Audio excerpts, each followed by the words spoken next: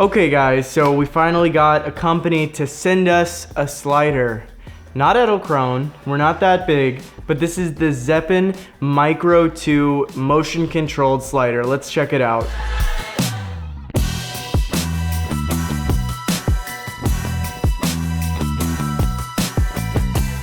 So I'm not gonna say that this is my favorite slider or anything like that. I mean, I haven't used that many sliders, but I'm really excited for the opportunity to test this one out and kind of show if a slider is still a viable tool, if it's worth investing some amount of money in, and where it fits into my kit. So to get into this slider a little bit specifically, it has a payload of just under 10 pounds, and it's supposed to be able to be used in any position, whether that's vertical, diagonal. So the motors are supposed to be pretty powerful. That was something I was really excited to test out. They also sent me a nice little stand so you can operate it just right on the ground, and it also serves as a quick release plate on a tripod. So that's another nice little piece of kit that makes it a little bit more useful, a little bit easier to travel with, and to just throw in a backpack if you want to use it for something where you can just set it on a bench or set it on the concrete. The physical construction of it is really nice. It's got a lot of weight to it. It's very simple on the outside. You've got a button to turn it on. It also changes the speed, and then you've got two buttons to move it back and forth. You also have a little lock to lock it if you're gonna travel with it.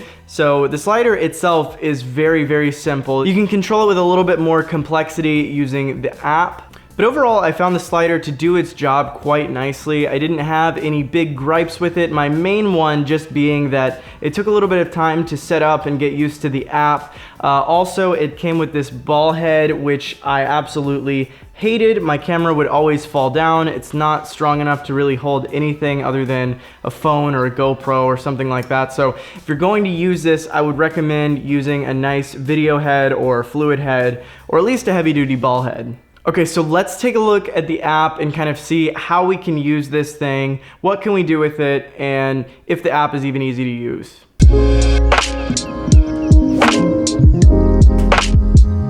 Okay, so let's talk about the app and really see how this thing works. When we look at the interface here, we see a lot of things that actually don't do anything. And if you read the instructions, they say under development. So the tilt, the rotate, the follow focus, that's all stuff that doesn't actually work or do anything right now. But what you can do is you can, slide it back and forth, obviously. You can set it to loop. Now here's how you actually set waypoints. You move it to one side and you can set 1 right here, and then you move it to the other side, you can set 2 right there.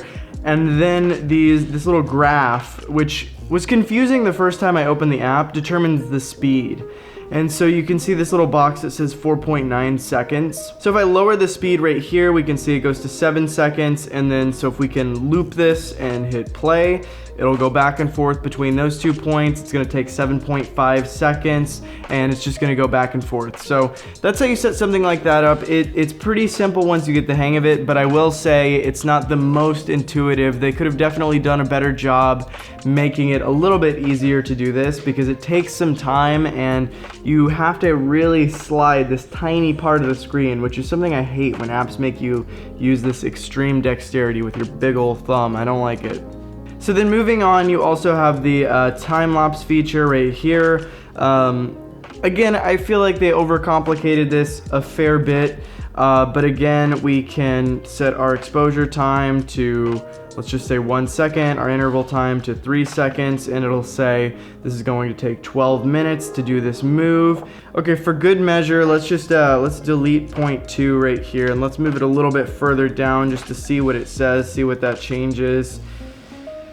And right here we've got 0.2, so this is going to take 43 minutes. We can again adjust the speed right here to change that time. So this is 24 minutes. So when you're ready to go, you just hit this little camera icon right here, and it'll slowly move every 3 seconds, because that's the interval time until it gets to that.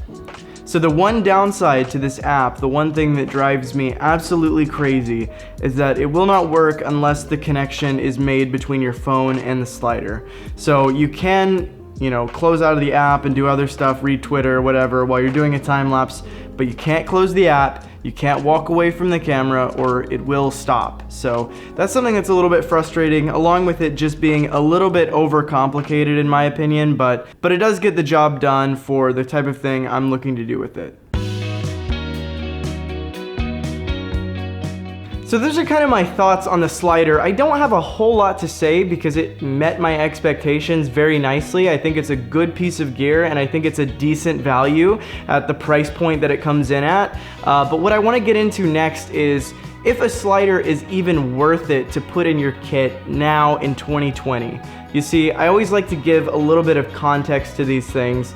And when I first started coming up as a filmmaker, it was the tail end of the slider being a very useful tool where you'd see real estate shoots being done completely on sliders, wedding films where every 2 or 3 shots you'd get a slider shot, and that kind of movement got replaced by gimbals, and then I feel like now that's being replaced by handheld movement. So it kind of begs the question, is a slider worth it when it's slower and less versatile than something like a gimbal or something like shooting handheld?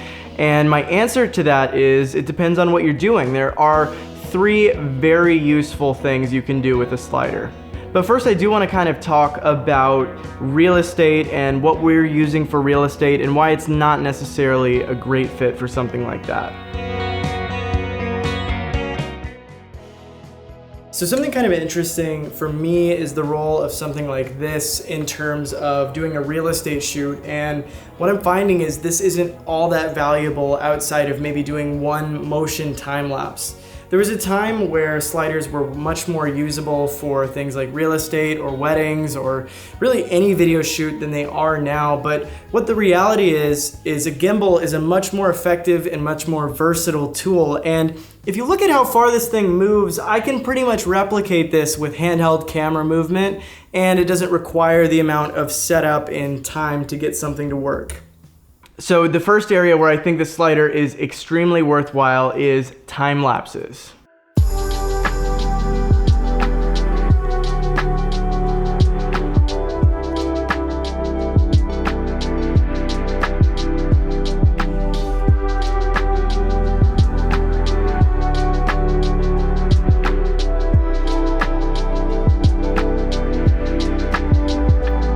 So I took this thing out to film several time lapses, and I cannot overstate how big of a difference it makes to add a little bit of motion to your time lapses.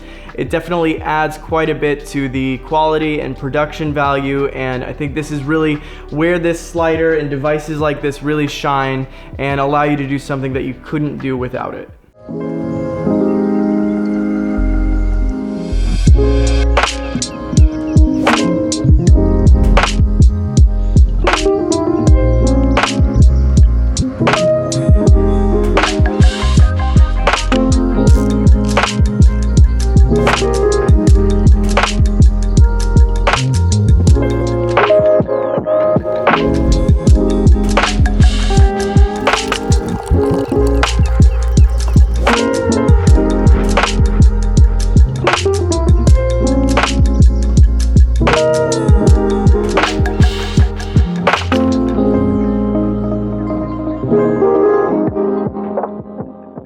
The next kind of feature where I feel like sliders are very useful is product B-roll.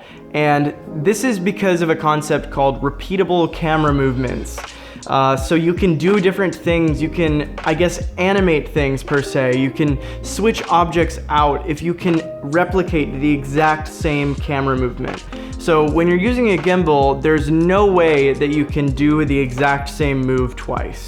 So a slider shines because it can do the exact same movement over and over and over again, and you can manipulate things to add another layer. So when you're filming product B-roll, you could switch out the product with another one and have it kind of morph into it. Or you can do different animations and really sell some of your kind of special effects. Like let's say you're doing the shot where you have multiple yous in the room doing things. Well, if you add motion to a shot like that, then it really helps sell it.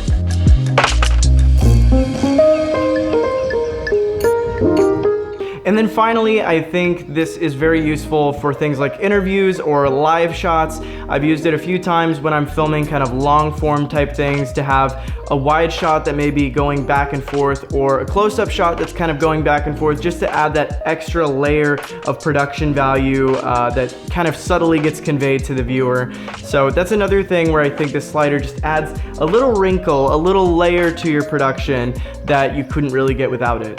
So in conclusion, is this something that is going to stay in my kit? Is this something that I'm going to use a lot? And I think the answer to that is maybe.